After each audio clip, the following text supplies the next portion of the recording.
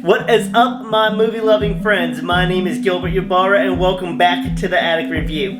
On today's episode of Tar, I want to talk about the sheer brilliance of The Sixth Sense, after I finally got a chance to rewatch it. And I'm also going to talk about a part that I think we all missed upon first viewing. It's going to break your heart and boil your blood at the same time. But we'll talk about that later, so stick around. M. Night Shyamalan became a force to be reckoned with as he unleashed The Sixth Sense onto the world. And what a movie to close out the millennium. Millennium, I like that. That's good. Arguably, his there's no argue. This is his finest work. This bad boy was nominated for Best Picture, Best Director, Best Original Screenplay, Best Supporting Actor, Best Supporting Actress, and Best Editing. Hot damn! It is so difficult to review this movie because I want to keep it special for those who have not seen it yet.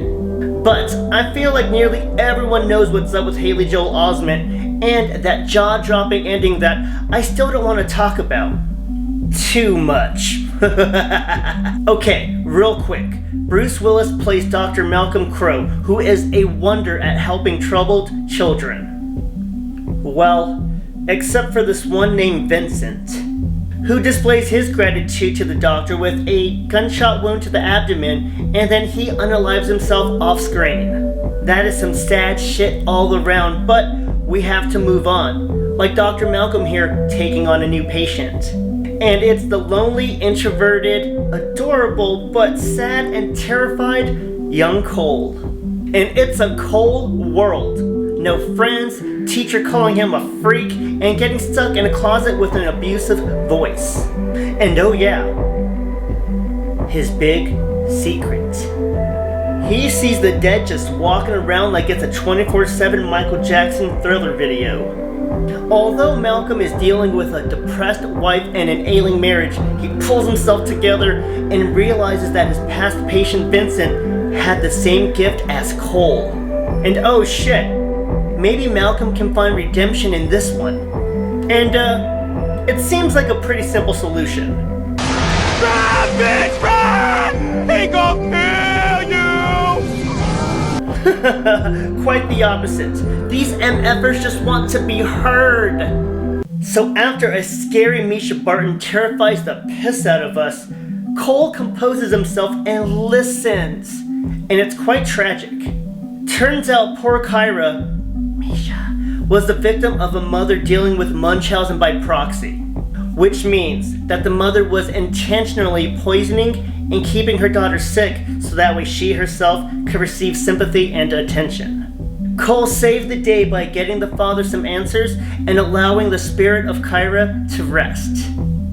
To thank the doctor, Cole offers him some advice. About me not listening to her enough or something. I don't know, I wasn't really paying attention. Malcolm tries out the suggestion and talks to his wife while she's sleeping. And well, we have just lost cabin pressure. The rest is cinematic history as the greatest twist ever is revealed. Heavy spoilers coming up. Dr. Malcolm Crowe ain't part of the living anymore, and hasn't been since the opening. And despite clues everywhere, and I mean that, everywhere, we still didn't see it, unlike Haley Joel. Brilliant, beautiful movie. Now let's talk about why this isn't just M. Night Shyamalan's best movie. This is one of the greatest films ever made. First off, how could I not remember Toni Collette being in this? Second off, shame on me for never acknowledging this Oscar-nominated performance. I did not even recognize this hottie on rewatch. Just look at this baddie. Check you out, Toni.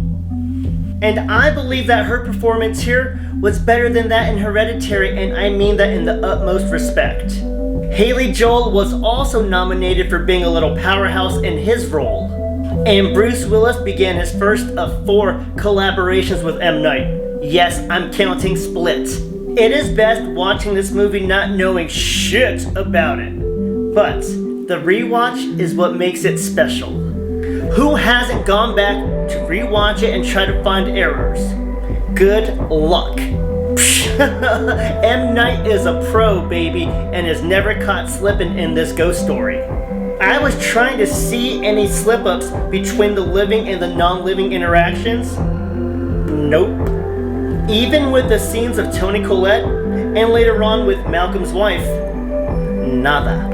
Malcolm is limited to communicating with Cole and Cole only after that deadly intro. Super fun scene here. During the anniversary dinner, watch and listen as Malcolm reaches for the bill. As his wife instead grabs the bill, you can hear a faint ghost noise in the background. I swear it is there. And there are some scary ass scenes in this movie. I see dead people. Especially when we are meeting these random ass ghosts and we don't know their intentions. Poor Cole dealing with these fools in his apartment, seeing awful things at his school. And don't forget, he was trapped in that cabin door thing with that abusive ass voice. But despite the scares and frights, there is immense love interwoven here. Cole's mama, played by Colette, is full of unconditional love for her boy. And the tragic love between Malcolm and his wife is really felt at the end when they both reach peace. I'm not crying, you're crying. And the hints? I almost feel silly for not seeing them. Like M. Night layering this movie full of red to indicate when we are dealing with the dead. Like everywhere.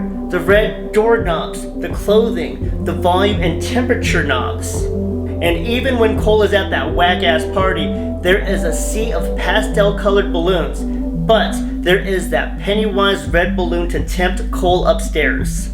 Thank you for sticking with me so far. Now, to reference what I said earlier about your blood boiling. You might have missed this part at Kyra's funeral, as people there gathered to mourn are having their conversations. Now, before that evil mother is exposed for her vile crimes, something very sad and disgusting is said in the crowd.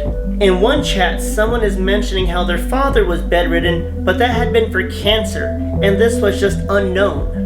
It's the last conversation that we hear, and again, most of us missed it, but this exposes how truly evil this woman is. And by the way, I didn't catch this till on rewatch, but at the funeral, everyone is wearing black or dark colors to mourn. She's wearing red. These people mention that it is so sad that they lost their beloved baby, but what's even sadder is now the younger daughter is falling ill as well. Meaning she has already begun work on poisoning her only baby left. Again, for her own sick need for attention. Never noticed how dark that part was until I rewatched it. I hadn't seen this in probably 15 years or more, and I've got to say it totally rearranged my top picks for horror. This film is highly acclaimed for a reason. One of only 6 horror movies to be nominated for Best Picture. Can you name the other 5? Don't be cheating either. I don't know how anyone, horror fan or not, can acknowledge this as one of the best movies of all time. And that's it for today's episode of Tar and why The Sixth Sense is so damn good. You'll catch something new every time. Not like that. Again, such a beautiful movie, and I hope you love this one as much as I do, and thank you for listening to my rants and raves. It has been an absolute pleasure. Please like, comment, share your thoughts, subscribe, follow, and tell some friends about the channel. My name is Gilbert Yabar, and thank you so much for watching the Attic Review. Smile, Tiger.